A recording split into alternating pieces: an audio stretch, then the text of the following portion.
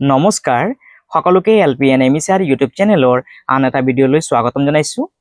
আজিৰ ভিডিঅ'ৰ বিষয়বস্তু হৈছে সপ্তম শ্ৰেণীৰ আমাৰ বিজ্ঞান কিতাপখনত দিয়া পাঠ নম্বৰ 1 যাৰ নাম হৈছে আমাৰ চাৰিওফালৰ ভৌতিক আৰু ৰাসায়নিক পৰিৱৰ্তন।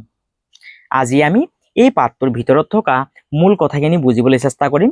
লগতে এই পাঠটোৰ পিছফালে থকা যিখিনি অনুশীলনী ভিত্তিক প্ৰশ্ন দিয়া আছে সেই প্ৰশ্নখিনিও আজি আমি এই ভিডিঅ'ৰ যোগেদি সমাধান কৰিম। সেইবাবে চাওঁ আহা এই পাঠটোৰ ভিতৰত থকা মূল কথাখিনি কি দিয়া আছে। সাধাৰণতে তোমালোকে দেখি থকা কিছুমান পৰিৱৰ্তন হ'ল গছৰ পৰা পাত সৰি পৰা, পাতৰ ৰং সলনি হৈ শুকাই যোৱা, কলিৰ পৰা ফুল হোৱা, চৰাই চিৰিকটিকে ধৰি জীৱ জন্তুবোৰ সৰুৰ পৰা ডাঙৰ হোৱা, ৰ'দত মেলি থোৱা ভিজা কাপোৰবোৰ শুকাই যোৱা ইত্যাদি। অৰ্থাৎ আমি আমাৰ চাৰিদিশত বিভিন্ন ধৰণৰ পৰিৱৰ্তনবোৰ দেখিবলৈ পাওঁ।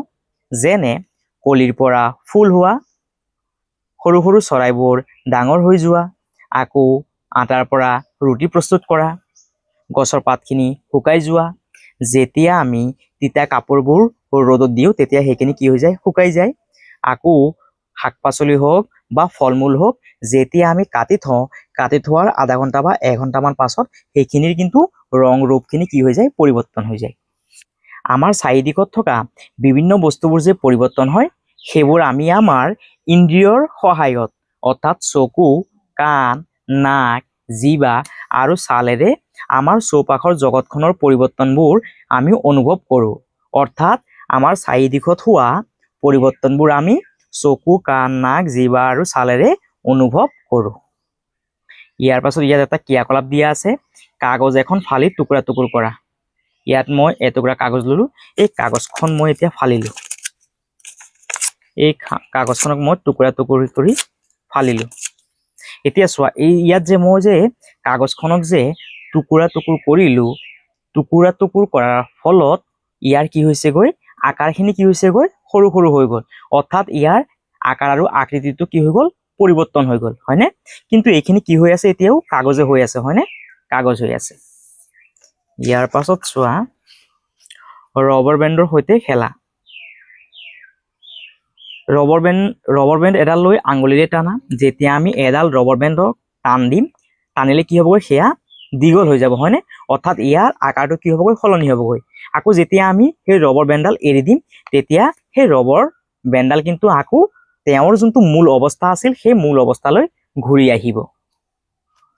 ইয়াৰ পাছত ভিজা কাপোৰ ৰ'দত শুকোৱা। ভিজা কাপোৰখিনি যেতিয়া আমি ৰ'দত দিম তেতিয়া কিন্তু সেইখিনি কি হৈ যাব, শুকাই যাবগৈ। অৰ্থাৎ পানীখিনি কি হৈ যাবগৈ, নাইকিয়া হৈ যাবগৈ। আকৌ যদি আমি সেই শুকান কাপোৰখিনি যদি তিয়াই দিওঁ তেতিয়াহ'লে সেইখিনি কিন্তু আকৌ নিজৰ মূল অৱস্থালৈ ঘূৰি আহিব। অৰ্থাৎ কাপোৰখিনি আমি এবাৰ তিয়ালোঁ, সেইখিনি আকৌ আমি শুকাব পাৰি। আকৌ সেই শুকোৱা কাপোৰখিনিক আমি কিন্তু আকৌ তিয়াব পাৰি, হয়নে? অৰ্থাৎ সেইখিনিক আমি আকৌ মূল অৱস্থালৈ ঘূৰাই আনিব পাৰি। এতিয়া চোৱা, যিবোৰ পৰিৱৰ্তনত পদাৰ্থৰ কেৱল ভৌতিক ধৰ্ম যেনে পদাৰ্থৰ আকৃতি, আকাৰ বা অৱস্থা জড়িত হৈ থাকে সেইবোৰক ভৌতিক পৰিৱৰ্তন বোলা হয়। তোমালোকৰ পৰীক্ষাত আহিব পাৰে যে ভৌতিক পৰিৱৰ্তন কাক বোলে, তেতিয়াহ'লে তোমালোকে এই লাইনটো লিখিব ল'ব লাগিব। সেইবাবে এইটো এটা অতি গুৰুত্বপূৰ্ণ প্ৰশ্ন। এই প্ৰশ্নটো তোমালোকে ভালদৰে শিকি ল'বা। ভৌতিক পৰিৱৰ্তন কাক বোলা হয়? যিবোৰ পৰিৱৰ্তনত পদাৰ্থৰ কেৱল ভৌতিক ধৰ্ম যেনে পদাৰ্থৰ আকৃতি, আকাৰ বা অৱস্থা জড়িত হৈ থাকে সেইবোৰক ভৌতিক পৰিৱৰ্তন বোলা হয়। যেনে এই ৰবৰ বেণ্ডডাল, এইটো কি, ভৌতিক পৰিৱৰ্তন। যেনে কাপোৰখিনি যে আমি শুকালোঁ, আকৌ সেইখিনিক আমি তিয়াব পাৰোঁ, হয়নে? অৰ্থাৎ আকৌ আমি সেইখিনিক আগৰ অৱস্থালৈ ঘূৰাই আনিব পাৰোঁ। তাকে কি বুলি কোৱা হ'বগৈ, ভৌতিক পৰিৱৰ্তন। আকৌ চোৱা, আমি যে ইয়াত যে কাগজখিনি যে টুকুৰা টুকুৰ কৰিলোঁ, এতিয়া চোৱা এই কাগজখিনি কিন্তু কাগজে হৈ আছে, হয়নে? কাগজখিনি কিন্তু কাগজ হৈ আছে, বেলেগ কিন্তু নতুন পদাৰ্থলৈ সৃষ্টি হোৱা নাই। সেইবাবে এইখিনিও কি হ'বগৈ, ভৌতিক পৰিৱৰ্তন। ইয়াৰ পাছত চোৱা কি দিয়া আছে, ইয়াত চোৱা ৰাসায়নিক পৰিৱৰ্তনটো দিয়া আছে। যিবোৰ পৰিৱৰ্তনত এবিধ বা ততোধিক নতুন পদাৰ্থ উৎপন্ন হয় সেইবোৰক ৰাসায়নিক পৰিৱৰ্তন বোলা হয়। ৰাসায়নিক পৰিৱৰ্তন কোনবোৰ হ'ব? যিবোৰ পৰিৱৰ্তনত এবিধ বা ততোধিক নতুন নতুন পদাৰ্থৰ কি হ'বগৈ, সৃষ্টি হ'বগৈ সেইবোৰকে কি বুলি কোৱা হ'বগৈ, ৰাসায়নিক পৰিৱৰ্তন। ৰাসায়নিক বিক্ৰিয়া নামৰ এক প্ৰক্ৰিয়াৰ জৰিয়তে নতুন পদাৰ্থবোৰৰ উৎপন্ন হয়। অৰ্থাৎ চোৱা, ইয়াত আমি দুটা কাঁচৰ গিলাচ দেখিবলৈ পাইছোঁ। ইয়াত থকা কাঁচৰ গিলাচটোত নৰ্মেল পানী লৈছে আৰু ইয়াত থকা কাঁচৰ গিলাচটোত চূণৰ পানী লৈছে। এতিয়া এই ছোৱালীজনীয়ে এডাল ষ্ট্ৰ লগাই তাত কি কৰিছে, ফুৱাইছে। এই নৰ্মেল পানীখিনিত যেতিয়া ছোৱালীজনী ফুৱাইছে তেতিয়া অকল কি হৈছে, তাত বুৰবুৰণি ওলাইছে। আকৌ এই ছোৱালীজনীয়ে যেতিয়া ইয়াত থকা চূণৰ পানীখিনিত ফুৱাইছে তাত কি হৈছেগৈ, এক নতুন পদাৰ্থৰ সৃষ্টি হৈছেগৈ। অৰ্থাৎ সেই পানীখিনি কি হৈ গ'ল, গাখীৰৰ নিচিনা বগা হৈ গ'ল। ইয়াত কি কৈছে চোৱা, পৰীক্ষাত আমি উশাহত এৰি দিয়া কাৰ্বন ডাই অক্সাইড আমি যেতিয়া ফুৱাইছো তেতিয়া আমাৰ মুখৰ পৰা কি গেছ ওলাইছে, কাৰ্বন ডাই অক্সাইড গেছ ওলাইছে। আৰু চূণৰ পানীত কি গেছ থাকে, কেলছিয়াম হাইড্ৰ অক্সাইড থাকে। এই কাৰ্বন ডাই অক্সাইড আৰু কেলছিয়াম হাইড্ৰ অক্সাইডৰ সৈতে ৰাসায়নিক বিক্ৰিয়া কৰি কেলছিয়াম কাৰ্বনেট নামৰ নতুন বগা পদাৰ্থ এবিধ উৎপন্ন হয়। এই কেলছিয়াম কাৰ্বনেট পানীত অদ্ৰৱণীয় হোৱাৰ বাবে চূণৰ পানীখিনি গাখীৰৰ দৰে দেখা যায়। অৰ্থাৎ ইয়াত কি হৈছেগৈ, নতুন এবিধ পদাৰ্থৰ সৃষ্টি হৈছেগৈ। আৰু ইয়াকে কি বুলি কোৱা হৈছেগৈ, ৰাসায়নিক পৰিৱৰ্তন বুলি কোৱা হৈছে। ইয়াৰ পাছত চোৱা, ইয়াত কি কৰিছে, ইয়াত ভিনেগাৰ আৰু বেকিং ছ'ডাক যেতিয়া একলগ কৰিছে, একলগ কৰাৰ ফলত কি গেছৰ সৃষ্টি হৈছেগৈ, কাৰ্বন ডাই অক্সাইড গেছৰ সৃষ্টি হৈছে আৰু অন্যান্য পদাৰ্থৰ সৃষ্টি হৈছেগৈ। এইটো তোমালোকে অলপ ভালদৰে চাই ল'বা। ইয়াৰ পাছত মামৰে ধৰা, অৰ্থাৎ লোহাৰ বস্তুখিনি কেনেধৰণে মামৰ লাগে। বায়ুত থকা অক্সিজেন, বায়ুত কি গেছ থাকে, অক্সিজেন গেছ থাকে হয়নে, আৰু কি থাকে, জলীয় বাষ্প থাকে। বায়ুত থকা অক্সিজেন আৰু জলীয় বাষ্পৰ লগত বিক্ৰিয়া কৰি লোহাই আইৰণ অক্সাইড নামৰ এবিধ নতুন পদাৰ্থ উৎপন্ন কৰে। এই নতুন পদাৰ্থটোৱে হ'ল মামৰ। মামৰ সৃষ্টি হোৱা এই প্ৰক্ৰিয়াটোক আমি কি বুলি কওঁ, মামৰে ধৰা বুলি কওঁ।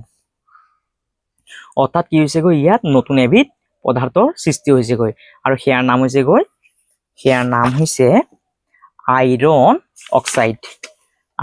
অক্সাইড। ইয়াৰ পাছত চোৱা, মেগনেছিয়ামৰ ফিতা জ্বলোৱা প্ৰক্ৰিয়া। যেতিয়া ইয়াত মেগনেছিয়ামৰ ফিতাডালক জুইত জ্বলাব তেতিয়া তাৰ পৰা কি ওলাবগৈ, নতুন এবিধ বগা পদাৰ্থ ওলাব হয়নে। সেইবাবে ইয়াক কি বুলি কোৱা হ'বগৈ, ৰাসায়নিক পৰিৱৰ্তন বুলি কোৱা হয়। মেগনেছিয়াম যিডাল ফিতা আছিল, মেগনেছিয়াম আৰু অক্সিজেন, বায়ুৰ পৰা কি পায়, অক্সিজেন পায়। মেগনেছিয়াম আৰু অক্সিজেন যেতিয়া একলগ হ'বগৈ তেতিয়া মেগনেছিয়াম অক্সাইড অৰ্থাৎ বগা গুৰিৰ সৃষ্টি হ'বগৈ আৰু তাপৰ সৃষ্টি হ'ব আৰু পোহৰৰ সৃষ্টি হ'ব। অৰ্থাৎ নতুন নতুন পদাৰ্থৰ সৃষ্টি হ'ব। ইয়াকে কি বুলি কোৱা হ'বগৈ, ৰাসায়নিক পৰিৱৰ্তন বুলি কোৱা হ'বগৈ। ইয়াৰ পাছত, যি ৰাসায়নিক বিক্ৰিয়াত কোনো পদাৰ্থই অক্সিজেনৰ সৈতে লগ লাগি তাপ আৰু পোহৰ উৎপন্ন কৰে সেই ৰাসায়নিক বিক্ৰিয়াক দহন বোলা হয়। দহন হ'ব পৰা পদাৰ্থবোৰক দাহ্য পদাৰ্থ বুলি কোৱা হয়। কিছুমান দাহ্য পদাৰ্থৰ উদাহৰণ দিয়া আছে, যেনে কাঠ। দাহ্য মানে দহন হৈ যোৱা অৰ্থাৎ পুৰি যোৱা।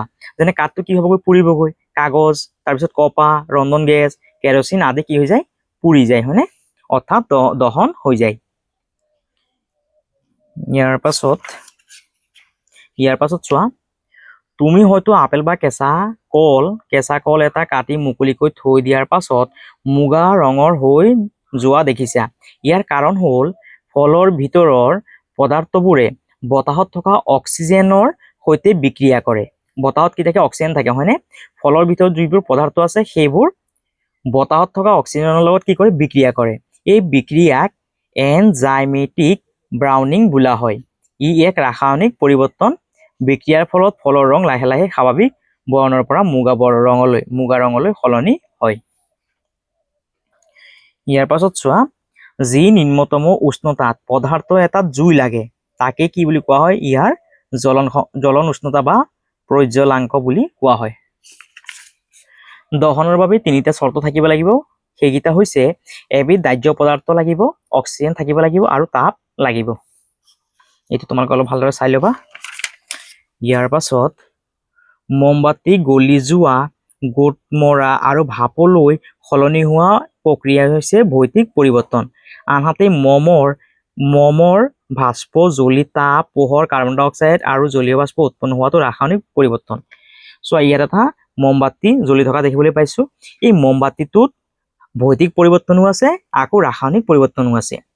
এই মমবাতিটো যেতিয়া জ্বলিলে চোৱা, ইয়াত থকা কঠিন পদাৰ্থখিনি কি হৈ যাব, তৰল হৈ যাবগৈ হয়নে। অৰ্থাৎ মমখিনি কি হৈ যাবগৈ, অলপ নৰম হৈ যাবগৈ, কোমল হৈ যাবগৈ হয়নে। সেইবাবে ইয়াক কি বুলি কোৱা হৈছে, ভৌতিক পৰিৱৰ্তন বুলি কোৱা হৈছে। আকৌ যেতিয়া মমটো জ্বলিব তাৰ পৰা কি ওলাবগৈ, তাপ ওলাব হয়নে। আকৌ কাৰ্বন ডাই অক্সাইড গেছ ওলাবগৈ, অৰ্থাৎ নতুন নতুন পদাৰ্থৰ সৃষ্টি হ'ব। সেইবাবে ইয়াক কি বুলি কোৱা হ'ব, আকৌ ৰাসায়নিক পৰিৱৰ্তন বুলিও কোৱা হয়।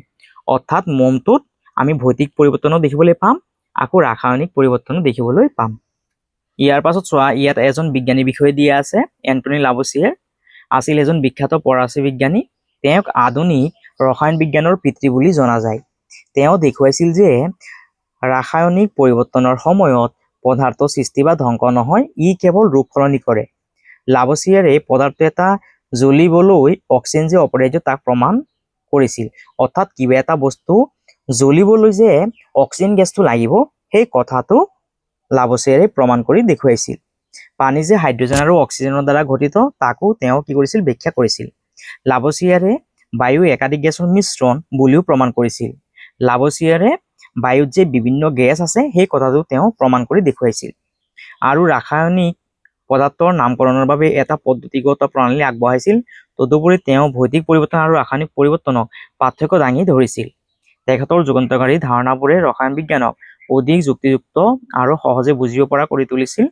200 বছৰ পূৰ্বে তেখেতৰ দেহাৱসান হোৱা স্বত্তেও তেওঁৰ অৱদানসমূহ আজিও বিজ্ঞানৰ বাবে অতি গুৰুত্বপূৰ্ণ। এইটো তোমালোকে অলপ ভালদৰে চাই ল'বা। ইয়াৰ পাছত চোৱা, আমাৰ চাৰিদিশত যিবোৰ পৰিৱৰ্তন হৈ আছে সেই পৰিৱৰ্তনবোৰ দুবিধৰ, অৰ্থাৎ দুই ধৰণৰ। এটা হৈছেগৈ প্ৰত্যৱৰ্তী আৰু আনটো হৈছেগৈ অপ্ৰত্যৱৰ্তী। এতিয়া প্ৰত্যৱৰ্তী মানে কি?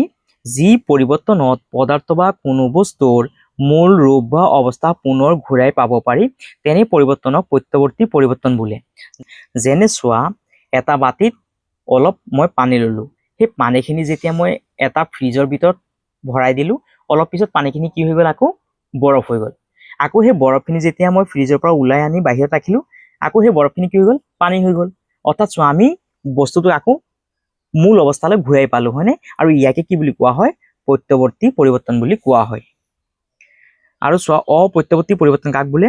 যি পৰিৱৰ্তনত মূল পদাৰ্থক আকৌ আগৰ ৰূপত ঘূৰাই পাব নোৱাৰি, তেনে পৰিৱৰ্তনক অপ্ৰত্যৱৰ্তী পৰিৱৰ্তন বোলে। যেনে চোৱা, লোহা, সেই লোহাটোক যেতিয়া মামৰে ধৰি যায়, সেই মামৰটো কিন্তু আমি আকৌ কি কৰিব নোৱাৰি, গুচাব নোৱাৰি। অৰ্থাৎ সেই মামৰখিনিক আমি আঁতৰাব নোৱাৰি। অৰ্থাৎ লোহাটোক আমি কিন্তু আকৌ আগৰ অৱস্থাত ঘূৰাই নাপাওঁ, হয়নে? আৰু ইয়াকে কি বুলি কোৱা হয়, অপ্ৰত্যৱৰ্তী পৰিৱৰ্তন বুলি কোৱা হয়। আকাংক্ষিত আৰু অনাকাংক্ষিত পৰিৱৰ্তন। আমাৰ চৌপাশে প্ৰতিদিনে বহু পৰিৱৰ্তন ঘটে। কিছুমান পৰিৱৰ্তন আকাংক্ষিত, এই পৰিৱৰ্তনবোৰ আমাৰ বাবে প্ৰয়োজন। যেনে গাখীৰ দৈত পৰিণত হোৱা। আমি চবে জানো যে গাখীৰখিনি কি হৈ যাব, গাখীৰৰ পৰা কি হ'বগৈ, দৈ হ'বগৈ। এইখিনি হৈছে আকাংক্ষিত পৰিৱৰ্তন। যেনে ফল পকা, ফলটো কি হ'বগৈ, পকিবই, হয়নে? সেইটো হৈছে আকাংক্ষিত পৰিৱৰ্তন। তাৰপিছত খাদ্য প্ৰস্তুত কৰা, কাপোৰ ৰ'দত শুকুওৱা, পানীক বৰফলৈ পৰিৱৰ্তন কৰা, পাওৰুটি প্ৰস্তুত কৰা, ৰবৰ এচটা টানি লোৱা আদি পৰিৱৰ্তনবোৰ হৈছে আকাংক্ষিত পৰিৱৰ্তন। আনহাতে কিছুমান পৰিৱৰ্তন যেনে অনাকাংক্ষিত, যেনে লোহাত মামৰে ধৰা। লোহাত মামৰে ধৰাটো আমি কেতিয়াও নিবিচাৰো, সেইবাবে সেইটো হ'বগৈ অনাকাংক্ষিত পৰিৱৰ্তন। খাদ্যখিনি বেয়া হোৱা, খাদ্যখিনি কেতিয়াও বেয়া হোৱাটো আমি নিবিচাৰো, সেইবাবে সেইটো হ'বগৈ অনাকাংক্ষিত পৰিৱৰ্তন। তাৰপিছত কাঁচ ভাঙি টুকুৰা টুকুৰ হোৱা, ফল পচি যোৱা, এইখিনি কিন্তু আমি কেতিয়াও নিবিচাৰো, হয়নে? হোৱাটো আমি কেতিয়াও নিবিচাৰো, সেইবাবে এইখিনি কি বুলি কোৱা হ'বগৈ, অনাকাংক্ষিত পৰিৱৰ্তন বুলি কোৱা হৈছে। ইয়াৰ পাছত অৱক্ষেপন বুলি কোৱা হয়। এইখিনি তোমালোকে অলপ চাই ল'বা। বিচূৰ্ণীভৱন বুলি কোৱা হয়। ভৌতিক আৰু ৰাসায়নিক বিচূৰ্ণীভৱনক একেলগে বিচূৰ্ণীভৱন বুলি কোৱা হয়। এইটো তোমালোকে অলপ চাই ল'বা। ইয়াত সহনীয়া দিয়া আছে, চাই ল'বা তোমালোকে অলপ। ইয়াৰ পাছত চোৱা, পেজ নাম্বাৰ 28ত তোমালোকে কি শিকিলা, এই পাঠটোত থকা মূল কথাখিনি দিয়া আছে। যিবোৰ পৰিৱৰ্তনত কোনো পদাৰ্থৰ আকৃতি, আকাৰ বা অৱস্থাৰ সলনি হয় কিন্তু কোনো নতুন পদাৰ্থ সৃষ্টি নহয়, সেই পৰিৱৰ্তনবোৰক ভৌতিক পৰিৱৰ্তন বোলে। এইটো তোমালোকে অলপ চাই ল'বা ভালদৰে। যিবোৰ পৰিৱৰ্তনত কোনো ৰাসায়নিক বিক্ৰিয়াৰ জৰিয়তে নতুন পদাৰ্থ উৎপন্ন হয়, সেইবোৰক ৰাসায়নিক পৰিৱৰ্তন বোলে। যেতিয়া নতুন পদাৰ্থ সৃষ্টি হ'ব, তেতিয়া তাক কি বুলি কোৱা হ'বগৈ, ৰাসায়নিক পৰিৱৰ্তন বুলি কোৱা হয়। ৰাসায়নিক পৰিৱৰ্তনৰ উদাহৰণ যেনে দহন, ৰন্ধন, মামৰে ধৰা ইত্যাদি। যিবোৰ পদাৰ্থৰ দহন হয়, দহন মানে পুৰি যোৱা, দহন হয়, সেই পদাৰ্থবোৰক দাহ্য পদাৰ্থ বোলা হয়। আৰু দহনৰ ফলত এইবোৰ পদাৰ্থই তাপ বা পোহৰ নিৰ্গত কৰে। যি সৰ্বনিম্ন উষ্ণতাত কোনো পদাৰ্থ জ্বলে, সেই উষ্ণতাক পদাৰ্থবিদৰ বাবে প্ৰজ্বলন উষ্ণতা বোলে। কিছুমান পৰিৱৰ্তনত মূল বস্তু বা আগৰ অৱস্থা ঘূৰাই পাব পাৰি, আনহাতে আন কিছুমানত মূল বস্তু বা আগৰ অৱস্থা আমি ঘূৰাই পাব নোৱাৰি। কিছুমান পৰিৱৰ্তনত আকাংক্ষিত আৰু কিছুমান অনাকাংক্ষিত। বিচ্ছন্নীভৱনৰ বাবে শিলৰ ভৌতিক আৰু ৰাসায়নিক দুয়ো প্ৰকাৰে পৰিৱৰ্তন হয়, ফলত মাটি গঠন হয়। বৈ যোৱা পানী বা বতাহৰ বাবে হোৱা খহনীয়া হ'ল ভৌতিক পৰিৱৰ্তন। বৈ যোৱা পানী বা বতাহৰ বাবে হোৱা যিখিনি খহনীয়া আছে সেইখিনি হৈছে ভৌতিক পৰিৱৰ্তন। এইখিনি আছিলে পাঠটোৰ মূল কথা। এতিয়া আমি এই পাঠটোৰ পিছফালে থকা যিখিনি অনুশীলনী ভিত্তিক প্ৰশ্ন দিয়া আছে সেইখিনি আজি আমি সমাধান কৰিম। সেইবাবে চাই লোৱা প্ৰথমে ইংলিছত কি কৈছে। Dark and the circle of the correct answer. 1 number question, which of the following is an example of A physical change. আৰু অসমীয়াত কি কৈছে, শুদ্ধ উত্তৰৰ গোলটো সম্পূৰ্ণকৈ পূৰ কৰা। 1 নম্বৰ কুৱেশ্যন, তলৰ কোনটো ভৌতিক পৰিৱৰ্তনৰ উদাহৰণ। কাঠ জ্বলোৱা, কাঠটো যদি আমি জ্বলাই দিওঁ তেতিয়াহ'লে কিন্তু সেইটোক আমি আৰু ঘূৰাই নাপাওঁ, হয়নে? সেইবাবে এইটো হ'বগৈ ৰাসায়নিক পৰিৱৰ্তন। এ নাম্বাৰটো নহ'বগৈ। বি নাম্বাৰ, লোট মামৰে ধৰা, লোট মামৰে ধৰিলে তাত কি হ'বগৈ, এটা নতুন পদাৰ্থৰ সৃষ্টি হ'বগৈ, সেইবাবে এইটো হ'বগৈ ৰাসায়নিক পৰিৱৰ্তন, তাৰমানে বিটো নহ'বগৈ। ইয়াৰ পাছত চি নাম্বাৰ, বৰফ গলি যোৱা, অৰ্থাৎ চোৱা বৰফখিনি গলি গ'ল, গলি গ'লেও কিন্তু আমি সেই বৰফ গলি যোৱাখিনি আকৌ আমি বৰফলৈ পৰিৱৰ্তন কৰিব পাৰি, হয়নে? অৰ্থাৎ তাত কিন্তু নতুন পদাৰ্থৰ সৃষ্টি হোৱা নাই, হয়নে? সেইবাবে এইটো হ'বগৈ ভৌতিক পৰিৱৰ্তন। সেইবাবে একৰ চি নাম্বাৰটো হ'বগৈ শুদ্ধ। যিহেতু ইয়াত চি নাম্বাৰটো শুদ্ধ, সেইবাবে তোমালোকে ইয়াত থকা চি নাম্বাৰ বৃত্তটো গোল কৰিবা। ডি নাম্বাৰটো কৈছে গাখীৰ টেঙা হৈ যোৱা, এইটো নহ'বগৈ। গাখীৰখিনি যদি টেঙা হৈ যায়, সেই টেঙা গাখীৰখিনি কিন্তু আমি আকৌ গাখীৰলৈ পৰিৱৰ্তন কৰিব নোৱাৰি, হয়নে? সেইবাবে এইটো কিন্তু নহ'বগৈ। তাৰমানে একৰ চি নাম্বাৰটো শুদ্ধ হ'বগৈ। আৰু ইংলিছত এইটো তোমালোকে দিবা যে মেল্টিং অফ আইচ, আৰু ইয়াত চি নাম্বাৰটো কালাৰ কৰিবা।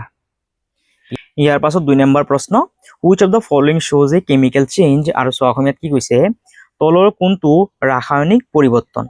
ৰাসায়নিক পৰিৱৰ্তনত কি হ'বগৈ, নতুন পদাৰ্থৰ সৃষ্টি হ'ব। এ নাম্বাৰ, ৰবৰ বেণ্ড টনা, ৰবৰ বেণ্ডডাল যেতিয়া আমি টানি দিম তেতিয়া ই কি হৈ যাবগৈ, দীঘল হৈ যাবগৈ, হয়নে? অৰ্থাৎ ইয়াৰ আকাৰখিনি চেঞ্জ হ'বগৈ। আকৌ যদি আমি এৰি দিওঁ তেতিয়াহ'লে সি আকৌ মূল অৱস্থালৈ ঘূৰি আহিব, অৰ্থাৎ তাত কিন্তু নতুন পদাৰ্থৰ সৃষ্টি হোৱা নাই, তাৰমানে এইটো নহ'বগৈ। পানী উতলোৱা, পানীখিনি আমি উতলালো, হয়নে? তাত কিন্তু একো নতুন পদাৰ্থৰ সৃষ্টি নহ'বগৈ, সেইকাৰণে বি নাম্বাৰটো নহ'বগৈ। চি নাম্বাৰ, মেগনেছিয়ামৰ ফিতা জ্বলোৱা, মেগনেছিয়ামৰ ফিতা জ্বলালে তাত কি হ'বগৈ, বগা বগা কি হ'বগৈ, গুৰি, অৰ্থাৎ ছাইখিনি সৃষ্টি হ'ব, হয়নে? অৰ্থাৎ নতুন পদাৰ্থৰ সৃষ্টি হ'বগৈ, তাত তাপৰ সৃষ্টি হ'ব, পোহৰৰ সৃষ্টি হ'ব, হয়নে? সেইবাবে এইটো হ'বগৈ ৰাসায়নিক পৰিৱৰ্তন। সেইবাবে তোমালোকে যিহেতু ইয়াত চি নাম্বাৰ অপশ্যনটো শুদ্ধ, সেইবাবে তোমালোকে ইয়াত থকা চি নাম্বাৰ বৃত্তটো ৰং কৰিবা। আৰু ইয়াতো তোমালোকে চি নাম্বাৰটো ৰং কৰিবা বাৰ্নিং অফ মেগনেছিয়াম ৰিবন। ইয়াত তোমালোকে চি নাম্বাৰ বৃত্তটো গোল কৰি দিবা ইংলিছৰ বাবে। ইয়াৰ পাছত 3 নম্বৰ প্ৰশ্ন, তলৰ কোনটো পৰিৱৰ্তন প্ৰত্যাৱৰ্তন কৰিব নোৱাৰি, অৰ্থাৎ আগৰ অৱস্থাত আমি ঘূৰাই আনিব নোৱাৰি। যেনে পানী গোট মৰা, পানী গোট মৰাটোক আমি আকৌ কিন্তু আগৰ অৱস্থালৈ ঘূৰাই আনিব পাৰি, হয়নে? পানীখিনি গোট মাৰিছে, আকৌ যদি আমি বাহিৰত ৰাখি দিওঁ তেতিয়াহ'লে কি হৈ যাব, পানী হৈ যাবগৈ। আকৌ বাহিৰত থকা পানীখিনি যদি আমি ফ্ৰিজৰ ভিতৰত দি দিওঁ তেতিয়াহ'লে পানীখিনি কি হৈ যাব, গোট মাৰি যাব, হয়নে? অৰ্থাৎ এইটোক আমি কি কৰিব পাৰি, প্ৰত্যাৱৰ্তন কৰিব পাৰি। পানীত চেনি দ্ৰৱীভূত কৰা, পানীত আমি যদি চেনি অকণ মিহলাই দিওঁ তেতিয়া চেনিখিনি কি হৈ যাবগৈ, পানীখিনি দ্ৰৱীভূত হৈ যাবগৈ, সেইটো আমি বাৰে বাৰে কৰিব পাৰি। পানী গৰম কৰা, পানী গৰম কৰাটো আমি বাৰে বাৰে কৰিব পাৰি, হয়নে? কাগজ জ্বলোৱা, কাগজখিনি যদি আমি এবাৰ জ্বলাই দিওঁ সেইটো কিন্তু আকৌ আমি ঘূৰাই পাব নোৱাৰি, হয়নে? সেইবাবে যিহেতু চোৱা ইয়াত কৈছে যে কোনটোক আমি প্ৰত্যাৱৰ্তন কৰিব নোৱাৰি, অৰ্থাৎ আগৰ অৱস্থাত ঘূৰাই আনিব নোৱাৰি, ইয়াৰ উত্তৰটো হ'বগৈ ডি নাম্বাৰ, কাগজ জ্বলোৱা। কাগজটো যদি জ্বলাই দিওঁ এবাৰ তেতিয়াহ'লে সেইখিনি কি হৈ যাবগৈ, ছাই হৈ যাবগৈ, আৰু সেই ছাইখিনি কিন্তু আকৌ আমি কাগজলৈ পৰিৱৰ্তন কৰিব নোৱাৰি, সেইবাবে ইয়াৰ উত্তৰটো হ'বগৈ ডি নাম্বাৰ। সেইবাবে তোমালোকে ইয়াত থকা ডি নাম্বাৰ বৃত্তটো গোল কৰিবা।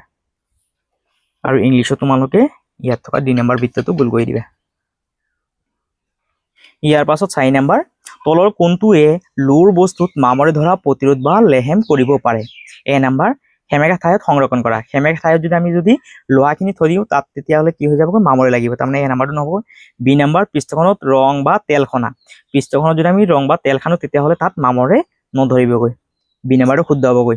সঘনাই পানীৰে ধোৱা, পানীৰে যদি আমি লোহাৰ বস্তু ধোওঁ তেতিয়াহ'লে তাত কি লাগিব, মামৰে লাগিব। বৰষুণৰ সংস্পৰ্শলৈ অনা, বৰষুণ মানে তাত পানীয়ে থাকিব, যদি লোহাৰ বস্তুখিনি পানীৰ লগত সংস্পৰ্শ হয় তেতিয়াহ'লে তাত কি লাগিব মামৰ লাগিব তাৰ মানে ইয়াত বি নম্বৰ অপচনটো শুদ্ধ সেইভাবে তোমালোকে ইয়াত থকা বি নম্বৰ বৃত্তটো গোল কৰিবা আৰু ইংলিছতো তোমালোকে ইয়াত থকা বি নম্বৰ বৃত্তটো গোল কৰি দিবা ইয়াৰ পাছত 2 নম্বৰ প্ৰশ্ন তলৰ কোনটো উক্তি ৰাসায়নিক পৰিৱৰ্তনৰ এক বৈশিষ্ট্য এ নম্বৰ নতুন পদাৰ্থ সৃষ্টি হয় ৰাসায়নিক পৰিৱৰ্তনত কি হ'বগৈ নতুন পদাৰ্থ সৃষ্টি হ'ব তাৰ মানে এ নম্বৰটো শুদ্ধ 2 নম্বৰটো কৈছে কোনো নতুন পদাৰ্থ উৎপন্ন নহয় কৈছে নতুন পদাৰ্থৰ উৎপন্ন নহয় তাৰ মানে এইটো ভুল 2 নম্বৰটো কি হ'বগৈ ভুল হ'বগৈ যেহেতু 2 নম্বৰটো ভুল এতিয়া চোৱাচোন 2 নম্বৰটো ক'ত আছে ইয়াত আছে তাৰ মানে বি নম্বৰটো ভুল হ'বগৈ আৰু 2টো যেহেতু ইয়াত আছে তাৰ মানে চি নম্বৰটো আমাৰ কি হ'বগৈ ভুল হ'বগৈ এতিয়া ইয়াৰ আনসাৰটো এ হ'ব নহলে ডি হ'বগৈ 3 নম্বৰটো কৈছে সাধাৰণতে ই অপ্ৰত্যৱৰ্তী অৰ্থাৎ যেতিয়া ৰাসায়নিক পৰিৱৰ্তন হ'ব তেতিয়া আমি সেই বস্তুটোক আগৰ অৱস্থালৈ আমি ঘূৰাই আনিব নোৱাৰি তাৰ মানে এই 3 নম্বৰটো কি হ'ব শুদ্ধ হ'বগৈ কেৱল পদাৰ্থৰ অৱস্থানহে সলনি হয় ইয়াত কেৱল পদাৰ্থৰ অৱস্থান সলনি নহয় ইয়াত আকাৰ আকৃতিখিনি কি হৈ যায় চেঞ্জ হৈ যায় আকৌ বস্তুখিনি নতুন পদাৰ্থলৈ ৰূপান্তৰিত হয় তাৰ মানে 4 নম্বৰটো নহ'বগৈ ইয়াৰ বাবে 1 আৰু 3টো শুদ্ধ হ'ব এতিয়া 6 1 আৰু 3 ক'ত আছে ইয়াত আছে হয়নে অৰ্থাৎ এ নম্বৰটো আছে অৰ্থাৎ ইয়াৰ এ নম্বৰটো কি হ'বগৈ শুদ্ধ হ'বগৈ ইংলিছতো তোমালোকে এই এ নম্বৰটো শুদ্ধ হিচাপে বাছি ল'বা এইটো হ'ল আমাৰ 2 নম্বৰৰ উত্তৰ ইয়াৰ পাছত 3 নম্বৰ প্ৰশ্ন তলৰ কোনটো পৰিৱৰ্তন প্ৰত্যাৱৰ্তন কৰিব পাৰি আৰু কোনটো প্ৰত্যাৱৰ্তন কৰিব নোৱাৰি প্ৰত্যাৱৰ্তন মানে আগৰ অৱস্থালৈ ঘূৰাই আনিব পাৰি আৰু প্ৰত্যাৱৰ্তন কৰিব নোৱাৰি মানে আগৰ অৱস্থালৈ আমি ঘূৰাই আনিব নোৱাৰি এতিয়া ইয়াৰ উত্তৰটো মই ইয়াত লিখি দিছো 3 নম্বৰৰ সলিউশন 3 নম্বৰৰ সলিউশন প্ৰত্যাৱৰ্তন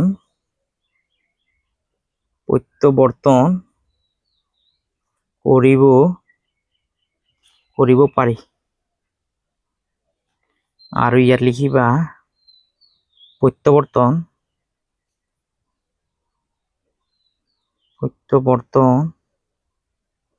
কৰিব নোৱাৰি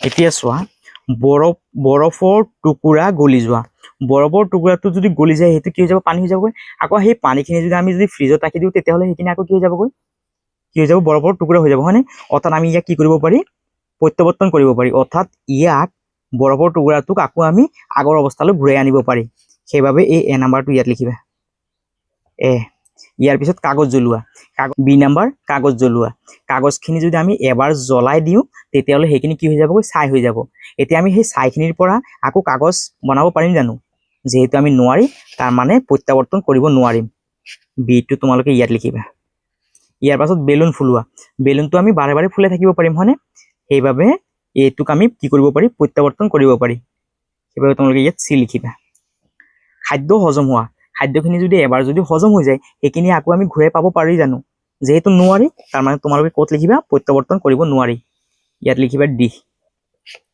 ইয়াৰ পাছত আছে ই নম্বৰ ভিজা কাপোৰৰ পৰা পানী বাষ্পীভৱন হোৱা ভিজা কাপোৰৰ পৰা পানীখিনি কি হৈ যায় বাষ্পীভৱন হৈ যায় এইটো আমি বাৰে বাৰে কৰিব পাৰি কাপোৰখিনি শুকাই গ'ল আকৌ আমি কি কৰিলোঁ তিয়াই দিলোঁ তেতিয়াহ'লে তাৰ পৰা আকৌ কি হ'বগৈ বাষ্পীভৱন হ'ব আকৌ কাপোৰখিনি শুকাই গ'ল আকৌ আমি তিয়াই দিলোঁ সেই একেখিনি কাপোৰকে আমি তিয়াই দিলোঁ আৰু তাৰ পৰা কি হ'বগৈ বাৰে বাৰে বাষ্পখিনি ওলাই থাকিবগৈ হয়নে অৰ্থাৎ ই নম্বৰটো ক'ত হ'বগৈ ইয়াত হ'ব এইটোত আমি কি কৰিব পাৰি প্ৰত্যাৱৰ্তন কৰিব পাৰি বাৰে বাৰে কৰিব পাৰি ইয়াৰ পাছত 1 নম্বৰ লোহাত মামৰে ধৰা লোহাত যদি এবাৰ যদি মামৰ লাগি যায় সেই মামৰখিনি আমি আঁতৰাব নোৱাৰি হয়নে তাৰ বাবে আমি কি কৰিব নোৱাৰি প্ৰত্যাৱৰ্তন কৰিব নোৱাৰি সেইবাবে তোমালোকে এফ নম্বৰটো ইয়াত লিখিবা এফ ইয়াৰ পাছত ৰবৰ বেণ্ড টনা ৰবৰ বেণ্ডটো যদি আমি টানি দিওঁ আকৌ যদি এৰি দিওঁ তেতিয়াহ'লে সেইটো কিন্তু আকৌ নিজৰ জেগাত ঘূৰি আহিব হয়নে অৰ্থাৎ আমি কি কৰিব পাৰি আগৰ অৱস্থাটো ঘূৰাই পাব পাৰি হয়নে অৰ্থাৎ প্ৰত্যাৱৰ্তন কৰিব পাৰি সেইবাবে যিটো তোমালোকে ইয়াত লিখিবা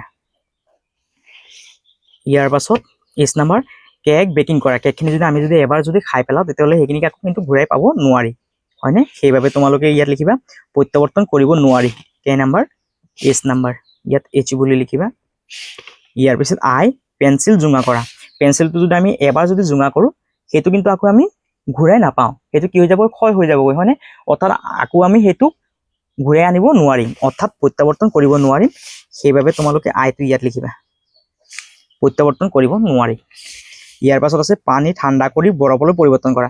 পানীখিনি ঠাণ্ডা কৰি আমি বৰফলৈ পৰিৱৰ্তন কৰিব পাৰি বাৰে বাৰে, সেইবাবে আমি এইটো কি কৰিব পাৰিম, প্ৰত্যাৱৰ্তন কৰিব পাৰিম। সেইবাবে যেটো ইয়াত লিখিবা, যে নাম্বাৰ। এইটো হৈ গ'ল আমাৰ 3 নম্বৰৰ উত্তৰ। তোমালোকে ইয়াৰ পৰা চাই লিখি ল'বা ধুনীয়াকৈ। ইয়াৰ পাছত 4 নম্বৰ প্ৰশ্ন, তলত দিয়াবোৰ শুদ্ধ নে অশুদ্ধ? যদি অশুদ্ধ হয় সেইটো শুদ্ধকৈ লিখা। এ নম্বৰ প্ৰশ্ন, পানী বৰফ হোৱাটো এটা ৰাসায়নিক পৰিৱৰ্তন। এইটো ভুলকে দিয়া আছে, সেইবাবে তোমালোকে লিখিবা 4 নম্বৰৰ এৰ সলিউশন। ইয়াত লিখিবা অশুদ্ধ। অশুদ্ধ। এতিয়া কৈছে যে যদি অশুদ্ধ হয় সেইটো শুদ্ধকৈ লিখা। আমি লিখিব লাগিব যে পানী বৰফ হোৱাটো এটা ৰাসায়নিক পৰিৱৰ্তন নহয়, ভৌতিক পৰিৱৰ্তন। আমি ইয়াত লিখিব লাগিব যে পানী বৰফ হোৱাটো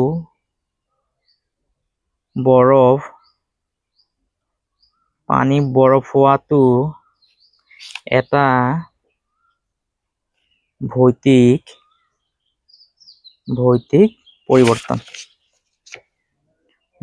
পৰিৱৰ্তন। এইটো হৈ গ'ল আমাৰ উত্তৰটো এ নম্বৰৰ। ইয়াৰ পাছত বি নম্বৰ, কাঠ জ্বলালে ছাই, কাৰ্বন ডাই অক্সাইড, জলীয় বাষ্প আদি নতুন পদাৰ্থ উৎপন্ন হয়। এইটো হ'বগৈ শুদ্ধ। বি নম্বৰটো শুদ্ধ হৈ আছে, শুদ্ধ। ইয়াৰ পাছত চি নম্বৰ, আৰু ইংলিছত তোমালোকে লিখিলে ইয়াত ট্ৰু বুলি লিখিবা, ট্ৰু, TRUE, ট্ৰু বুলি লিখিবা। আৰু ইয়াত যদি তোমালোকৰ অশুদ্ধ হয় তেতিয়াহ'লে ফলছ বুলি লিখিবা, FALSE, ফলছ বুলি লিখিবা।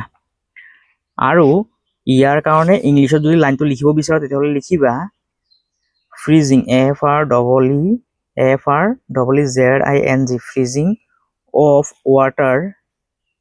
Freezing of water is a physical, PHYSICAL, physical change, CHANGE, এইটো লিখিবা এনেধৰণে যদি ইংলিছত কোনোবাই লিখিব বিচৰা। বি নম্বৰটো হৈ গ'ল। এতিয়া চি নম্বৰটো কি কৈছে চোৱা, কাগজ ফাটি যোৱাটো এটা ভৌতিক পৰিৱৰ্তন। এইটো শুদ্ধ হৈ আছে, সেইবাবে তোমালোকে ইয়াত শুদ্ধ বুলি লিখিবা, শুদ্ধ। চি নম্বৰটো শুদ্ধ হৈ আছে। ইয়াৰ পাছত ডি নম্বৰ, পানী ভাপ হোৱাটো এটা ৰাসায়নিক পৰিৱৰ্তন। পানী ভাপ হোৱাটো এটা ভৌতিক পৰিৱৰ্তন। এইটো ভুল হৈ আছে, সেইবাবে আমি লিখিম ডি নম্বৰটোৰ সলিউশন। ইয়াত অশুদ্ধ বুলি লিখিবা, অশুদ্ধ। এতিয়া আমি শুদ্ধকৈ লিখিব লাগিব, পানী ভাপ হোৱাটো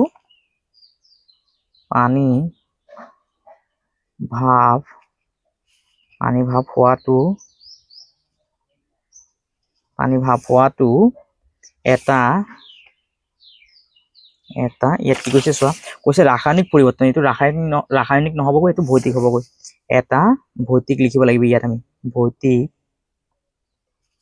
পৰিৱৰ্তন।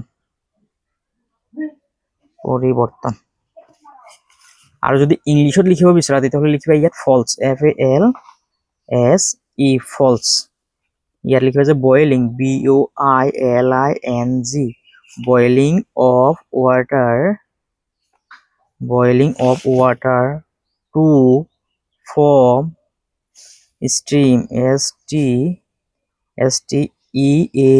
steam is a physical, PHYSICAL, physical change, CHANGE, change। এনেধৰণে লিখি ল'বা। তোমালোকৰ চোৱা ইয়াত লিখাই আছে 4 নম্বৰটোত, boiling water to form steam is এই কেমিকেলৰ জেগাত অকল খালি তোমালোকে ফিজিকেল বুলি লিখি দিবা, ফিজিকেল চেঞ্জ। আৰু এইখিনি হৈ গ'ল আমাৰ 4 নম্বৰৰ উত্তৰখিনি। ইয়াৰ পাছত 5 নম্বৰ প্ৰশ্ন, খালী ঠাই পূৰ কৰা। এ নম্বৰ, লোহাত মামৰে ধৰাটো এটা ঢেজ পৰিৱৰ্তন আৰু ই ঢেজ হ'ব নোৱাৰে। লোহাত মামৰে ধৰাটো এটা ৰাসায়নিক লিখিবা ইয়াত, ৰাসায়নিক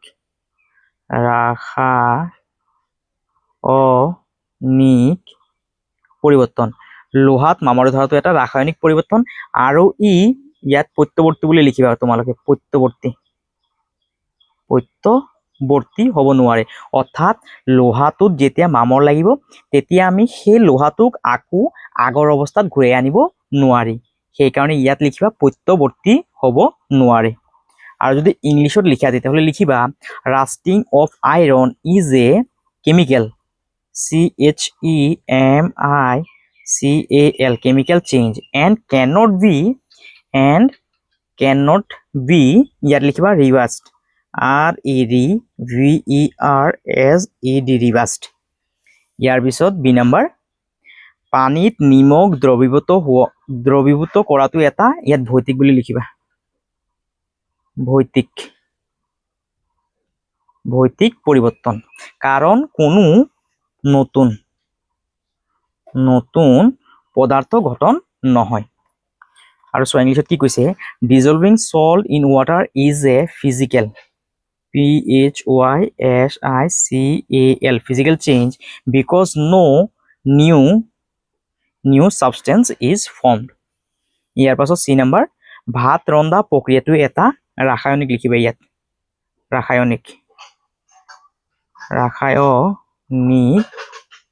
ৰাসায়নিক পৰিৱৰ্তন ভাত ৰন্ধা প্ৰক্ৰিয়াটো এটা ৰাসায়নিক পৰিৱৰ্তন আৰু ইংলিশত কেনেদৰে লিখিবা the process of cooking rice is a chemical CHEMICAL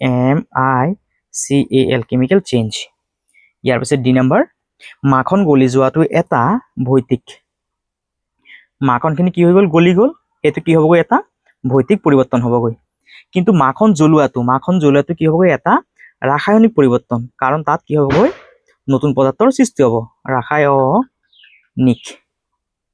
ৰাসায়নিক পৰিৱৰ্তন আৰু ইংলিশত চোৱা melting of butter is a physical PHYSICAL physical change but burning butter is a chemical CHEMICAL chemical change ইয়াৰ পৰা আছে তোমালোকে ধুনীয়াকৈ লিখি ল'বা আৰু এইখিনি আছিল আমাৰ 5 নম্বৰ প্ৰশ্নৰ উত্তৰখিনি খালি ঠাইখিনি তোমালোকে ইয়াৰ পৰা ধুনীয়াকৈ লিখি ল'বা ইয়াৰ পিছত আমি 6 নম্বৰ প্ৰশ্নটো সমাধান কৰিম কাগজ ফালি পেলোৱা আৰু কাগজ জ্বলোৱা একে ধৰণৰ পৰিৱৰ্তন নেকি কাৰণ দৰ্শোৱা এতিয়া 6 নম্বৰ প্ৰশ্ন কাগজ ফালি পেলোৱা আৰু কাগজ জ্বলোৱা একে ধৰণৰ পৰিৱৰ্তন নেকি কাৰণ দৰ্শোৱা তোমালোকে ইয়াৰ উত্তৰটো এনেধৰণে লিখিবা একে ধৰণৰ নহয় অৰ্থাৎ কাগজ ফালা আৰু কাগজ জ্বলোৱা দুটা কিন্তু বেলেগ কাগজ ফালাটো হৈছে এটা ভৌতিক পৰিৱৰ্তন আৰু কাগজ জ্বলোৱাটো হৈছে এটা ৰাসায়নিক পৰিৱৰ্তন কাৰণ কাগজ জ্বলালে তাৰ পৰা কি ওলাবগৈ ছাই ওলাব তাৰ পৰা কাৰ্বন ডাই অক্সাইড ওলাবগৈ তাৰ পৰা তাপ ওলাব তাৰ পৰা পোহৰ ওলাব অৰ্থাৎ নতুন পদাৰ্থৰ সৃষ্টি হ'বগৈ সেইবাবে কাগজ জ্বলোৱাটো হৈছে এটা ৰাসায়নিক পৰিৱৰ্তন আৰু তোমালোকে ইয়াৰ উত্তৰটো এনেধৰণে লিখিবা একে ধৰণৰ নহয় কাগজ ফালি পেলোৱাটো এটা ভৌতিক পৰিৱৰ্তন আনহাতে কাগজ জ্বলোৱাটো এটা ৰাসায়নিক পৰিৱৰ্তন কাৰণ ইয়াৰ ফলত ছাই আৰু গেছৰ দৰে একেবাৰে নতুন পদাৰ্থ উৎপন্ন হয় ইয়াৰ পৰা চাইছে তোমালোকে ধুনীয়াকৈ 6 নম্বৰ প্ৰশ্নৰ উত্তৰটো লিখি ল'বা ইয়াত চোৱা মই তোমালোকক ছবিৰ জৰিয়তে বুজাই দিবলৈ বিচাৰিছো যে ইয়াত চোৱা কি আছে কাগজ আছে হয়নে আৰু কাগজখিনি কি কৰিছে বিভিন্ন ধৰণে কাটি লৈছে কাটি পেলাই কি কৰিছে বিভিন্ন ধৰণৰ বস্তু বনাইছে ইয়াত কিন্তু কোনো ধৰণৰ নতুন পদাৰ্থৰ সৃষ্টি হোৱা নাই কাগজখিনি কিন্তু কি হৈছে কাগজে হৈ আছে হয়নে তাৰ মানে এয়া হৈছে গৈ সম্পূৰ্ণৰূপে ভৌতিক পৰিৱৰ্তন আনহাতে চোৱা ইয়াত কি কৰিছে কাগজখিনি জ্বলাইছে কাগজখিনি যেতিয়া জ্বলিব তেতিয়া কাগজখিনি ছাই হৈ যাবগৈ অৰ্থাৎ আমি এটা কি পাম নতুন পদাৰ্থ পাম আকৌ যেতিয়া কাগজখিনি জ্বলিব তাৰ পৰা কি ওলাবগৈ তাপ ওলাবগৈ পোহৰ ওলাব হয়নে অৰ্থাৎ নতুন পদাৰ্থৰ সৃষ্টি হ'বগৈ সেইবাবে কাগজ জ্বলোৱাটো কি হ'বগৈ এটা ৰাসায়নিক পৰিৱৰ্তন কাগজ ফালাটো হৈছে ভৌতিক পৰিৱৰ্তন আৰু কাগজ জ্বলোৱাটো কি ৰাসায়নিক পৰিৱৰ্তন আশা কৰিছো তোমালোকে বুজি পাইছা এই ছবিখন তোমালোকে আঁকিব নালাগে জাস্ট মই বুজাৰ কাৰণেহে ইয়াত তোমালোকক ছবিখনৰ সহায় লৈছো তোমালোকে 6 নম্বৰ প্ৰশ্নৰ উত্তৰটো ইমানলৈকে লিখি ল'বা ইয়াৰ পৰা চাই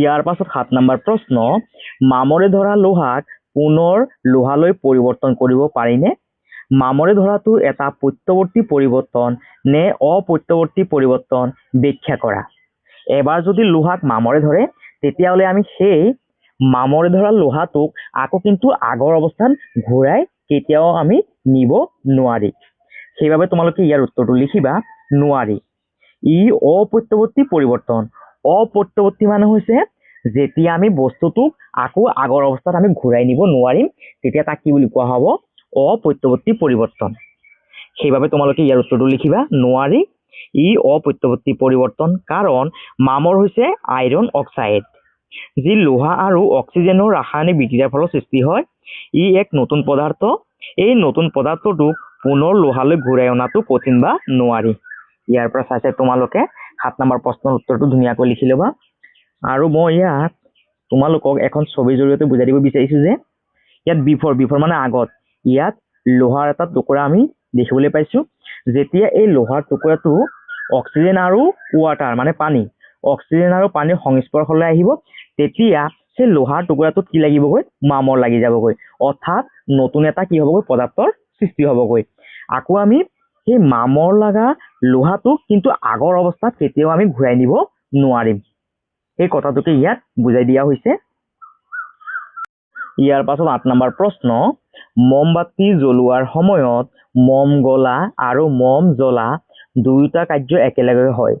ইয়াৰে কোনটো ভৌতিক পৰিৱৰ্তন আৰু কোনটো ৰাসায়নিক পৰিৱৰ্তন কিয়? ইয়াৰ উত্তৰটো তোমালোকে এনেধৰণে লিখিবা। মম গলা এটা ভৌতিক পৰিৱৰ্তন, কাৰণ ইয়াৰ ৰাসায়নিক ঘটন সলনি নহয় কঠিনৰ পৰা তৰললৈ। অৰ্থাৎ যেতিয়া মমটো গলিব, গলাৰ ফলত তাত কি হ'বগৈ? মমটো টানৰ পৰা কি হ'বগৈ? তললৈ আহিব, হয়নে? অৰ্থাৎ চোৱা ইয়াত দুখন ছবি আছে, এই ছবি দুখনৰ জৰিয়তে মই বুজাই দিবলৈ বিচাৰিছো তোমালোকক। চোৱা ইয়াত এটা কি আছে? মম আছে, হয়নে? এই মমটো কি হৈছে গৈ? প্ৰথমে টান হৈ আছিল, হয়নে? আৰু যেতিয়া সি তাপ পাইছে তেতিয়া মমখিনি কি হৈ গ'ল? গলি গ'ল, হয়নে? অৰ্থাৎ তললৈ পৰিৱৰ্তন হৈ গ'ল। আৰু এইটোৱে কি হ'বগৈ? আমাৰ ভৌতিক পৰিৱৰ্তন। অৰ্থাৎ টান মমটো কি হৈ গ'ল? তৰল হৈ গ'ল, আৰু এইটো কি হ'বগৈ? ভৌতিক পৰিৱৰ্তন। ইয়াত লিখিবা যে মম গলা এটা ভৌতিক পৰিৱৰ্তন, কাৰণ ইয়াৰ ৰাসায়নিক ঘটন সলনি নহয় কঠিনৰ পৰা তললৈ জাষ্ট কি হৈছে? চেঞ্জ হৈছে। আনহাতে মম জ্বলা এটা ৰাসায়নিক পৰিৱৰ্তন, কাৰণ ইয়াৰ ফলত নতুন পদাৰ্থ সৃষ্টি হয়, যেনে CO2 মানে কাৰ্বন ডাই অক্সাইড আৰু জলীয় বাষ্পৰ কি হ'বগৈ? সৃষ্টি হ'বগৈ। আৰু চোৱা ইয়াত কি হৈছে গৈ? ইয়াত কি হৈছে? মমটো যেতিয়া জ্বলিব, মমটো যেতিয়া জ্বলি থাকিব, মমটো জ্বলিলে তাৰ পৰা কি ওলাবগৈ? তাৰ পৰা তাপ ওলাবগৈ, পোহৰ ওলাবগৈ, আৰু কাৰ্বন ডাই অক্সাইডৰ সৃষ্টি হ'ব, হয়নে? অৰ্থাৎ নতুন নতুন পদাৰ্থৰ সৃষ্টি হ'বগৈ। সেইকাৰণে মম জ্বলাটো কি? এটা ৰাসায়নিক পৰিৱৰ্তন। অৰ্থাৎ মম জ্বলাটোত ভৌতিক পৰিৱৰ্তনো আছে, আকৌ ৰাসায়নিক পৰিৱৰ্তনো আছে। সেইবাবে তোমালোকে ইয়াৰ পৰা চাইছে ধুনীয়াকৈ 8 নম্বৰ প্ৰশ্নৰ উত্তৰটো লিখি ল'বা। ইয়াৰ পাছত 9 নম্বৰ প্ৰশ্ন, তলৰ গল্পটো পঢ়া আৰু প্ৰশ্নবোৰৰ উত্তৰ দিয়া। এজন কৃষকে সতেজ কুঁহিয়াৰৰ ৰস সংগ্ৰহ কৰে। এতিয়া কুঁহিয়াৰৰ পৰা কি কৰিছে? ৰসখিনি উলিয়াইছে, হয়নে? তাত কিন্তু কোনো ধৰণৰ নতুন পদাৰ্থৰ সৃষ্টি নহ'বগৈ। সেইবাবে সেইটো ভৌতিক পৰিৱৰ্তন হ'ব নে ৰাসায়নিক পৰিৱৰ্তন হ'বগৈ? নিশ্চয় ভৌতিক পৰিৱৰ্তন হ'বগৈ। সেইবাবে তোমালোকে ইয়াত ভৌতিক পৰিৱৰ্তনৰ তলত শুদ্ধ চিন দিবা। ভৌতিক পৰিৱৰ্তন, তেখেতে ৰসখিনি উতলাই গুড়, ভৌতিক পৰিৱৰ্তন নে ৰাসায়নিক পৰিৱৰ্তন? এতিয়া ৰসখিনিৰ পৰা কি হৈ গ'ল? গুড় হৈ গ'ল, হয়নে? অৰ্থাৎ নতুন এটা পদাৰ্থৰ সৃষ্টি হৈছেগৈ। সেইবাবে এইটো হ'বগৈ ৰাসায়নিক পৰিৱৰ্তন। তেখেতে ৰসখিনি উতলাই গুড় তৈয়াৰ কৰে, পাছলৈ গুড় খুন্দি গুড়ি কৰে। এতিয়া গুড়খিনি কি কৰিছে? জাষ্ট গুড়ি কৰিছে, হয়নে? তাত কিন্তু কোনো ধৰণৰ নতুন পদাৰ্থৰ সৃষ্টি নহ'বগৈ। সেইবাবে এইটো হ'বগৈ ভৌতিক পৰিৱৰ্তন। পাছলৈ গুড় খুন্দি গুড়ি কৰি কৃষকজনে কিছু গুড় ব্যৱহাৰ কৰি মিঠাই তৈয়াৰ কৰে, য'ত গুড় গৰম কৰি বাদামৰ সৈতে মিহলাই চিকি, এতিয়া চোৱা তাত কি হ'বগৈ? নতুন পদাৰ্থৰ সৃষ্টি হ'বগৈ। সেইবাবে সেইটো হ'বগৈ ৰাসায়নিক পৰিৱৰ্তন। চিকি তৈয়াৰ কৰে। কাহিনীটোৰ এটা উপযুক্ত নাম দিয়া আৰু বন্ধনীত থকা সঠিক বিকল্পবোৰ চিহ্নিত কৰা। আমি ইতিমধ্যে কৰিলো, আৰু এতিয়া কৈছে কাহিনীটোৰ এটা নাম দিবলৈ। সেইবাবে তোমালোকে কাহিনীটোৰ নামটো লিখি দিবা যে কুঁহিয়াৰ ৰসৰ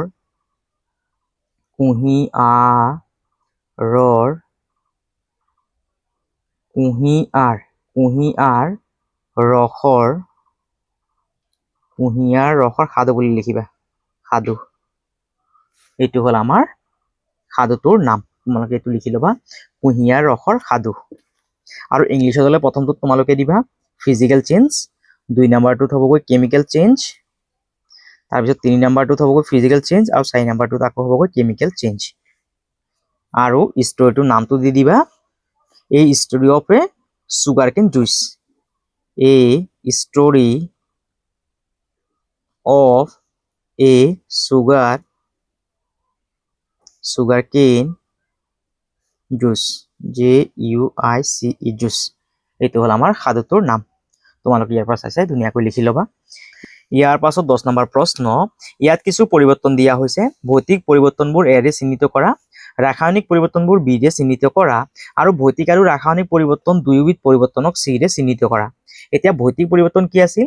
যি পৰিৱৰ্তনত বস্তুটোৰ আকাৰ আৰু আকৃতিৰ পৰিৱৰ্তন হ'ব সেইটো হ'বগৈ ভৌতিক পৰিৱৰ্তন, আৰু ভৌতিক পৰিৱৰ্তনত কোনো ধৰণৰ নতুন পদাৰ্থৰ সৃষ্টি নহয়।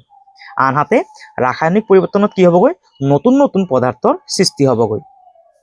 ভৌতিক আৰু ৰাসায়নিক পৰিৱৰ্তন দুয়োবিধ পৰিৱৰ্তনক চিৰে চিহ্নিত কৰা, যেনে চোৱা মোম জ্বলা। মোম জ্বলাটোত কি হ'বগৈ? তাত ভৌতিক পৰিৱৰ্তনো থাকিব, আকৌ ৰাসায়নিক পৰিৱৰ্তনো থাকিব। এতিয়া চোৱা গাখীৰ ঠাণ্ডা কৰি আইচক্ৰীমলৈ পৰিণত কৰা। গাখীৰখিনি প্ৰথমে কি হৈ থাকিব? তৰল হৈ থাকিব। তৰল বস্তুটো যেতিয়া আইচক্ৰীমলৈ হ'ব, হয়নে? অৰ্থাৎ গোটা হৈ যাব, হয়নে? যেতিয়া তৰল বস্তুটো গোটা হৈ যাব তেতিয়া সেইটো কি হ'বগৈ? ভৌতিক পৰিৱৰ্তন, কাৰণ তাত কিন্তু একো নতুন পদাৰ্থৰ সৃষ্টি হোৱা নাই, হয়নে? সেইবাবে আমি এই গাখীৰটো চাইডত এ বুলি লিখিব লাগিব, অৰ্থাৎ এইটো গৰত হ'বগৈ। উদ্ভিদৰ সালোক সংশ্লেষণ প্ৰক্ৰিয়া। উদ্ভিদৰ সালোক সংশ্লেষণ প্ৰক্ৰিয়াটো কি হ'বগৈ? বি হ'বগৈ, কাৰণ তাত কি হ'বগৈ? নতুন পদাৰ্থৰ সৃষ্টি হ'ব। সোণ গলোৱা। সোণটো যেতিয়া আমি গলাম তাত কিন্তু নতুন একো পদাৰ্থৰ সৃষ্টি নহয়, সেইবাবে সোণ গলোৱাটো কি হ'বগৈ? ভৌতিক পৰিৱৰ্তন। কাগজ জ্বলোৱা। কাগজ জ্বলালে তাত কি হ'বগৈ? নতুন পদাৰ্থৰ সৃষ্টি হ'বগৈ, হয়নে? অৰ্থাৎ তাৰ পৰা কি হ'বগৈ? কাৰ্বন ডাই অক্সাইড গেছ ওলাবগৈ, তাৰপিছত তাপ ওলাবগৈ, তাত কি হ'বগৈ? ছাই ওলাবগৈ, হয়নে? অৰ্থাৎ নতুন নতুন পদাৰ্থৰ সৃষ্টি হ'বগৈ। সেইবাবে কাগজ জ্বলোৱাটো হ'বগৈ এটা ৰাসায়নিক পৰিৱৰ্তন, আৰু সেই ৰাসায়নিক পৰিৱৰ্তনটোক আমি বিৰে চিহ্নিত কৰিব লাগে, সেইবাবে ইয়াৰ চাইডত বি লিখি থৈছো। অৰ্থাৎ কাগজ জ্বলোৱাটো এই ঘৰত লিখিব লাগিব, বি নম্বৰ ঘৰটোত লিখিব লাগিব। কাঁচৰ বটল ভাঙি যোৱা। কাঁচৰ বটল এটা ভাঙি গ'ল, অৰ্থাৎ ইয়াৰ আকাৰ আৰু আকৃতিখিনি কি হৈ গ'ল? চেঞ্জ হৈ গ'ল, কিন্তু তাত কিন্তু কোনো ধৰণৰ নতুন পদাৰ্থৰ সৃষ্টি হোৱা নাই, সেইবাবে কাঁচৰ বটল ভাঙি যোৱাটো হ'ব এটা ভৌতিক পৰিৱৰ্তন, সেইবাবে আমি ইয়াত এ লিখিব লাগিব। জলীয় ভাস্পক ঘনীভূত কৰা। জলীয় ভাস্পক ঘনীভূত কৰাটো কি হ'বগৈ? এটা ভৌতিক পৰিৱৰ্তন, কাৰণ তাত একো ধৰণৰ কি হোৱা নাই? নতুন পদাৰ্থৰ সৃষ্টি নহয়, সেইবাবে ইয়াত এ লিখিব লাগিব। ভাত ৰন্ধা। ভাত ৰন্ধাটো হৈছে এটা ৰাসায়নিক প্ৰক্ৰিয়া, সেইবাবে তোমালোকে ইয়াত বি লিখিব লাগিব। জুইশলাৰ কাঠি জ্বলোৱা। জুইশলাৰ কাঠি জ্বলোৱাটো কি? এটা ৰাসায়নিক পৰিৱৰ্তন, সেইবাবে আমি ইয়াত বি লিখিব লাগিব। অৰ্থাৎ এইখিনি আমি বি নম্বৰ ঘৰটোত লিখিব লাগিব। আৰু চোৱা চিট যিহেতু আমি এটাও পোৱা নাই, তাৰমানে চিট এটাও নাই, হয়নে? এইখিনি আছিলে আমাৰ 10 নম্বৰ উত্তৰ। তোমালোকে ইয়াৰ পৰা চাই ধুনীয়াকৈ লিখি ল'বা। এতিয়া 11 নম্বৰ প্ৰশ্নটো চোৱা কি কৈছে। ৰবিয়ে পৰীক্ষা কৰিব বিচাৰিছিল যে কোনবোৰ পদাৰ্থ মিহলি কৰিলে কাৰ্বন ডাই অক্সাইড গেছ নিৰ্গত হয়। তেওঁ তলত দিয়া ধৰণে কৰিবলৈ চেষ্টা কৰিছিল। এ নম্বৰ বেকিং ছ'ডা যোগ নেমু টেঙাৰ ৰস, বি নম্বৰ চেনি যোগ পানী, চি নম্বৰ ভিনেগাৰ যোগ কাপোৰ ধোৱা ছ'ডা, ডি নম্বৰ নিমখ যোগ পানী। প্ৰতিটো ক্ষেত্ৰতে নিৰ্গত হোৱা গেছ তেওঁ চূণৰ পানীৰ মাজেৰে প্ৰবাহিত কৰিছিল। কোনবোৰৰ ক্ষেত্ৰত চূণৰ পানী গাখীৰৰ দৰে বগা হ'ব? এটা সাধাৰণ ৰাসায়নিক বিক্ৰিয়াৰে কাৰণটো লিখা। চোৱা ইয়াৰ উত্তৰটো মই আগতীয়াকৈ লিখি থৈছিলো, তোমালোকে এনেধৰণে লিখিবা। এ নম্বৰ উত্তৰ বেকিং ছ'ডা যোগ নেমু টেঙাৰ ৰস, আৰু চি নম্বৰটো ভিনেগাৰ যোগ কাপোৰ ধোৱা ছ'ডাৰ ক্ষেত্ৰত চূণৰ পানী গাখীৰৰ দৰে বগা হ'ব, কাৰণ কাৰ্বন ডাই অক্সাইড গেছ চূণৰ পানীত কি থাকে? কেলছিয়াম হাইড্ৰক্সাইড থাকে। কাৰ্বন ডাই অক্সাইড আৰু চূণৰ পানী কেলছিয়াম হাইড্ৰক্সাইডৰ সৈতে বিক্ৰিয়া কৰি কেলছিয়াম কাৰ্বনেটৰ বগা অধক্ষেপণ সৃষ্টি কৰে। এই সাধাৰণ ৰাসায়নিক বিক্ৰিয়াটো হ'ল কেলছিয়াম হাইড্ৰক্সাইডৰ লগত যেতিয়া কাৰ্বন ডাই অক্সাইড মিলিব তেতিয়া নতুন এটা পদাৰ্থ সৃষ্টি কৰিব, সেইটোৰ নাম হৈছে কেলছিয়াম কাৰ্বনেট আৰু পানী। এইটো হৈ গ'ল আমাৰ 11 নম্বৰ প্ৰশ্নৰ উত্তৰ। তোমালোকে চাইছে ইয়াৰ পৰা লিখি ল'বা। অৰ্থাৎ এই বেকিং ছ'ডা আৰু যেতিয়া নেমু টেঙাৰ ৰস আৰু ভিনেগাৰ আৰু যেতিয়া কাপোৰ ধোৱা ছ'ডাৰ একলগ কৰিব তেতিয়া তাৰ পৰা কি ওলাবগৈ? কাৰ্বন ডাই অক্সাইড গেছ নতুনকৈ উৎপন্ন হ'বগৈ। আৰু সেই কথাখিনি ইয়াত লিখি দিয়া আছে, তোমালোকে ইয়াৰ পৰা চাইছে ধুনীয়াকৈ 11 নম্বৰ প্ৰশ্নৰ উত্তৰটো লিখি ল'বা। ইয়াৰ পাছত চোৱা কি দিয়া আছে। ইয়াৰ পাছত অন্বেষণমূলক প্ৰকল্প 1 নম্বৰ। ৰীমাই গাখীৰক অদৃশ্য চিয়াঁহী হিচাপে ব্যৱহাৰ কৰি এখন কাগজত এটা গোপন বাৰ্তা লিখিছিল। মমবাতিৰ শিকাৰ ওচৰত কাগজখন ধৰাত বাৰ্তাটো মুগা ৰঙৰ যেন লাগিল। এইটো ই প্ৰত্যৱৰ্তী নে অপ্ৰত্যৱৰ্তী পৰিৱৰ্তন?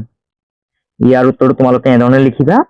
উত্তৰ ই হৈছে এটা অপ্ৰত্যৱৰ্তী পৰিৱৰ্তন, কাৰণ গাখীৰৰ প্ৰটিন আৰু শৰ্কৰা মমবাতিৰ শিকাৰ তাপত ৰাসায়নিকভাৱে সলনি হৈ নতুন পদাৰ্থ যেনে মুগা বৰ্ণৰ সৃষ্টি কৰে। এই ৰাসায়নিক পৰিৱৰ্তনটো আগৰ মূল অৱস্থালৈ ঘূৰাই আনিব নোৱাৰি।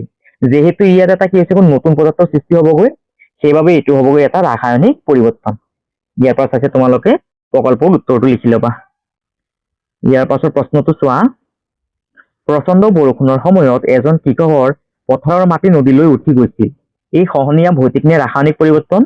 কৃষকজনে ভৱিষ্যতে এনে মাটিৰ ক্ষতি ৰোধ কৰিব পৰা দুটা সহজ উপায়ৰ পৰামৰ্শ দিয়া। ইয়াৰ উত্তৰটো তোমালোকে এনেধৰণে লিখিবা।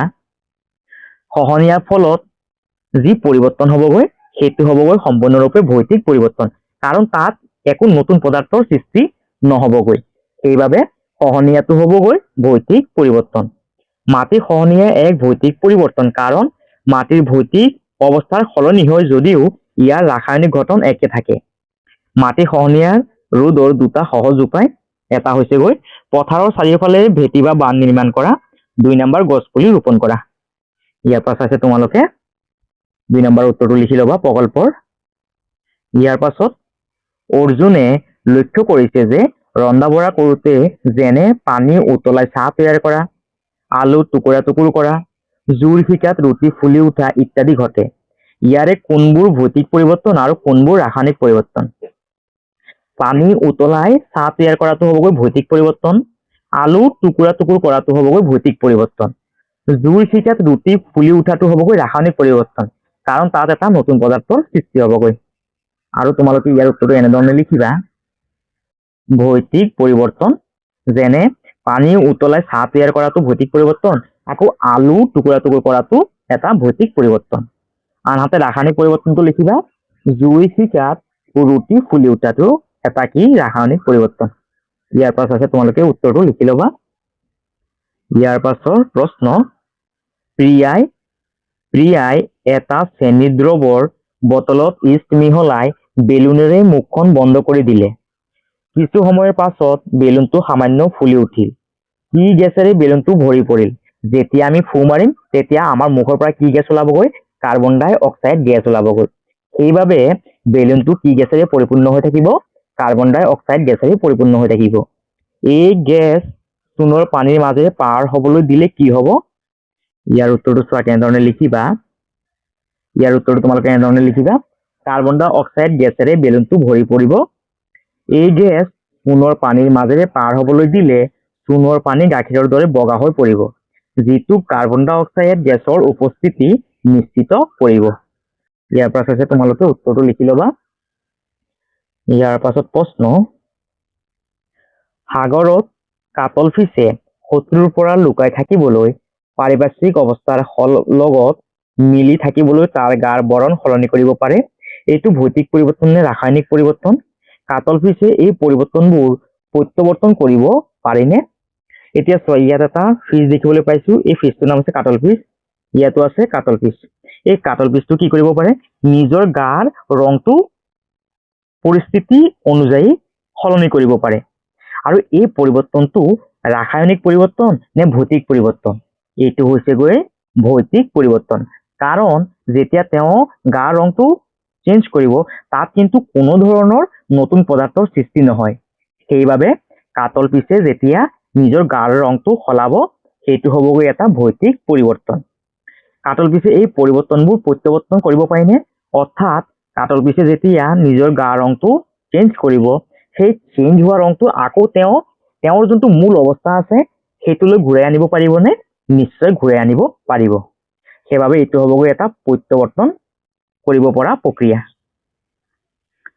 চোৱা, ইয়াৰ উত্তৰটো তোমালোকে এনেধৰণে লিখিবা। উত্তৰ, এইটো ভৌতিক পৰিৱৰ্তন। কাটল ফিছৰ গাৰ বৰণ সলনি হোৱাটো এক ভৌতিক পৰিৱৰ্তন, কাৰণ ইয়াৰ ৰং উৎপাদন কৰা কোষবোৰৰ অৱস্থান আৰু আকাৰে সলনি হয়। কোনো নতুন ৰাসায়নিক পদাৰ্থৰ সৃষ্টি নহয়। কাটল ফিছে এই পৰিৱৰ্তনবোৰ প্ৰত্যাৱৰ্তন কৰিব পাৰে। ইয়াৰ পৰা চাইছে তোমালোকে উত্তৰটো ধুনীয়াকৈ লিখি ল'বা। আৰু সকলোকে ধন্যবাদ। যেহেতু এইকেইটাই আছিলে আমাৰ অনুশীলনী ভিত্তিক প্ৰশ্ন, ইতিমধ্যে গোটেইখিনি সমাধান কৰি দিয়া হৈছে। আৰু তোমালোকৰ যদি ভিডিঅ'টো যদি ভাল লাগিছে তেতিয়াহ'লে তোমালোকে চেনেলটো ছাবস্ক্ৰাইব কৰিবা, ভিডিঅ'টো শ্বেয়াৰ কৰিবা আৰু কমেণ্ট কৰিবলৈ নাপাহৰিবা। সকলোকে ধন্যবাদ।